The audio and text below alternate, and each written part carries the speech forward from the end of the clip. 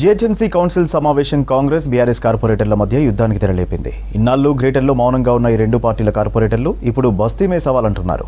సభ నుంచి తమను అకారణంగా సస్పెండ్ చేశారని బీఆర్ఎస్ కార్పొరేటర్లు అంటుంటే సభలో తమపై విషప్రయోగం చేశారని కాంగ్రెస్ కార్పొరేటర్లు ఆరోపిస్తున్నారు. ఇరు పార్టీల కార్పొరేటర్లు జీహెచ్ఎంసీ మేయర్ ఛాంబర్ వేదికగా పరస్పరం సవాళ్లు విసురుకున్నారు.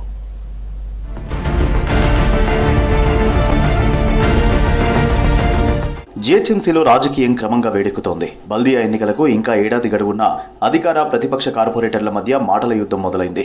ఇందుకు జీహెచ్ఎంసీ బడ్జెట్ కౌన్సిల్ సమావేశాన్ని అవకాశంగా తీసుకున్న ఇరు పార్టీలు ఒకరిపై ఒకరు ఆరోపణలు చేసుకుంటూ గ్రేటర్లో రాజకీయ వాతావరణాన్ని వేడెక్కిస్తున్నారు.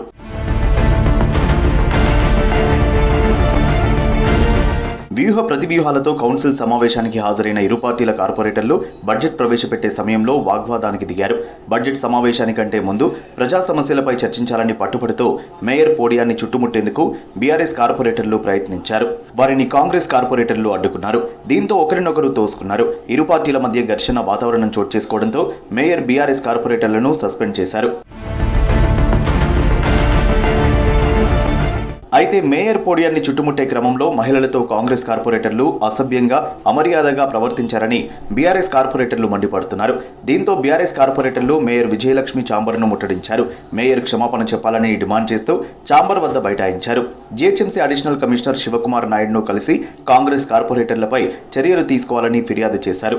ప్రజా సమస్యలపై ప్రశ్నించే బీఆర్ఎస్ గొంతును కౌన్సిల్లో కాంగ్రెస్ నొక్కేయాలని చూసిందని, బలవంతంగా మహిళా కార్పొరేటర్లను పోలీసులు తీసుకెళ్లారని, తమ కార్పొరేటర్లకు గాయాలయ్యాయని బీఆర్ఎస్ కార్పొరేటర్లు మండిపడ్డారు. ప్లాన్ ప్రకారం వచ్చి మాకంటే ముందు మాకు కేటాయించిన సీట్లల్లో బీఆర్ఎస్ పార్టీకి గత 4 సంవత్సరాల కింద కేటాయించిన సీట్లల్లో కాంగ్రెస్ కార్పొరేటర్లు దౌర్జన్యంగా కూర్చొని పోడియం దగ్గరికి రాకుండా అడ్డుకోవాలని, మా మహిళా కార్పొరేటర్ల మీద కాంగ్రెస్ కార్పొరేటర్లు చేసిన దౌర్జన్యం, మహిళల పట్ల వారు వివరించిన తీరు చాలా దుర్మార్గం. అంతమంది మహిళలకు నేను అఘోరం జరిగితే కానీ ఇప్పటి వరకు కూడా విచారం వ్యక్తం చేయకుండా మేయర్ గారు చాలా అవమానంగా ఈరోజు ఫీల్ అవుతా ఉన్నాం. కేవలం ప్లే కార్డ్స్ పట్టుకొని మేయర్ పోడియం దగ్గర జస్ట్ మా ఆవేదన ఏదో తెలిపే ప్రయత్నం చేసినాం. కానీ మా చేతిలో నుంచి గుంజుకొని దాన్ని చింపింది ఎవరు? బాబా ఫసీయుద్దీన్ గారు. ఆ తర్వాత అక్కడ కొద్దిగా తోపులాట జరిగితే మార్షల్స్ వచ్చి వారిని కూడా బయటికి తీసుకెళ్లే క్రమంలో వారికి దెబ్బలు తాకినాయి. అది మా మీద వేసారు. వాళ్ళని మేము ఎట్లా ముట్టుకుంటాం? అంత పెద్ద వ్యక్తి మా మీద దాడి చేసి ఉల్టా ఆయన మీద చేసిరంటే ఎంతవరకు కరెక్ట్? పోడియం దగ్గర కాంగ్రెస్ కార్పొరేటర్స్ జెంట్స్ మాత్రమే నుంచున్నారు. లేడీస్ కూడా మా పైన అరుస్తూ ఉన్నారు. మేము జస్ట్ ప్రశ్నించడానికి వెళ్ళాము. మా ముందు కార్పొరేటర్స్ తీసుకెళ్ళిపోయారు. మరి వాళ్ళని తీసుకురండి రిటర్న్ అని చెప్పడానికి అడగడం జరిగింది.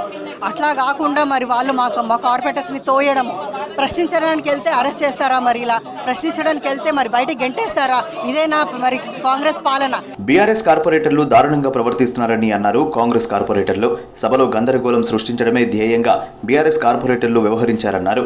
ఒకవేళ తమ సభ్యులు తప్పు చేస్తే కేసులు పెట్టుకోవచ్చని సవాల్ విసిరారు. మరోవైపు బీఆర్ఎస్ మహిళా కార్పొరేటర్లు తనపై విషప్రయోగం చేశారని బోరబండ కార్పొరేటర్ బాబా ఫసీయుద్దీన్ ఆరోపించారు. గోర్లలో విషం పెట్టుకొచ్చి తన చేతిపై రక్కారని, సభ ముగిశాక ఉస్మానియా హాస్పిటల్కు వెళ్లి చికిత్స తీసుకున్నానని ఆ రిపోర్టును చూపించారు.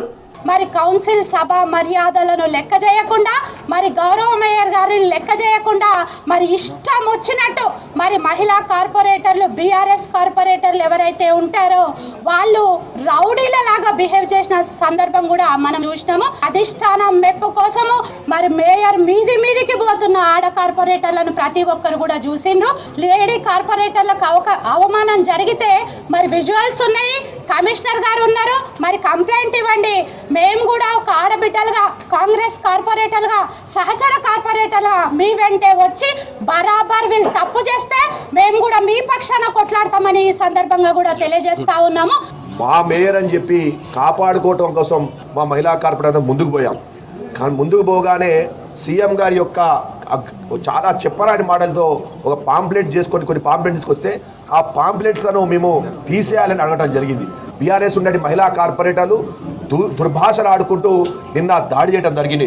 దాడి కూడా చూడండి ఎంత ఘోరగా దాడి, మొత్తం కూడా ఇన్ఫెక్షన్ అయిపోవడం జరిగింది. చెయ్యికి మొత్తం కూడా ఇన్ఫెక్షన్ అయింది. ఇవన్నీ యాంటీబయాటిక్స్, యాంటీపాయిజనిక్ అంటే విషం ఏమైనా ఉంటే తీసేయడానికి డాక్టర్స్ ఇచ్చిన టాబ్లెట్స్, మందులు, ఇంజెక్షన్లు. ఆ మహిళా కార్యకర్తలు గోర్లలో విషప్రయోగం చేశారు. చరిత్రలో జరిగిన విషయాలను మీరు మీ అసమర్థ పాలన వల్ల బల్దిగా ఎంతో వెనక్కిపోయింది. ఆర్డి రికరింగ్ డిపాజిట్లు ఉన్న బల్దిగా అప్పుల పాలు చేసినారా నాయన? దానికి బ్లాక్ డే ప్రకటించండి. మీరు రికరింగ్ డిపాజిట్లు ఉన్న బల్దియాను అప్పుల పాలు చేసిర్రు.